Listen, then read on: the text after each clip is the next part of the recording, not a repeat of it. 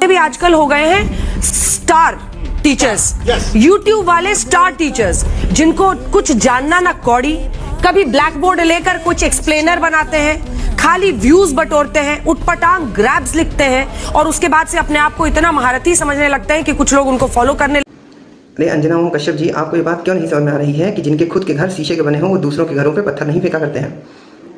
आपने जो आज टीचरों की बेइज्जती की है वो सिर्फ शिक्षक समुदाय की बेइज्जती नहीं है, वो पूरे समाज की बेइज्जती है। प्रेस फ्रीडम इंडेक्स में इंडिया 157th रैंक पे है और ये बात आप स्कोर करके इन नंबर्स को, ये कोई टॉप नहीं किया आप लोगों ने। यहाँ पे जो सिस्टम है वो उल्टा चलता है। 157 नंबर से टॉप नहीं किया है प्रेस ने, ये बात आप लोगों को पता होनी चाहिए। लेकिन नहीं, यही बात अगर यूट्यूब से पढ़ लिया होता, किसी टीचर से ही पढ़ लिया होता, तभी भला हो गया होता। यहाँ पे सिस्टम उल्टा चला है, रैंकिंग उल्टा चलती है अंजना जी, तो आपको ये बात पता होनी चाहिए कि 157 नंबर लाके आपने टॉप नहीं किया है।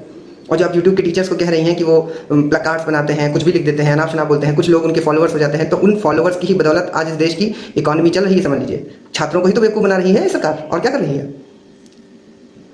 प्राइम टाइम में जब आपको छात्रों के हितों के बारे में बोलना था तब तो आपसे बोला नहीं गया, और जो टीचर्स छात्रों के हितों की बात कर रहे हैं उनको आप बेवकूफ़ समझ रही हैं, उनको बेवकूफ़ करार देने की पूरी कोशिश की जा रही है। आपके जो मालिक हैं उनसे कहिए कि छात्रों के मुद्दों के बारे में सुने, पेपर लीक रोकें। टीचर्स की कोई इनवैलिड डिमांड नहीं है, ना ही स्टूडेंट्स की।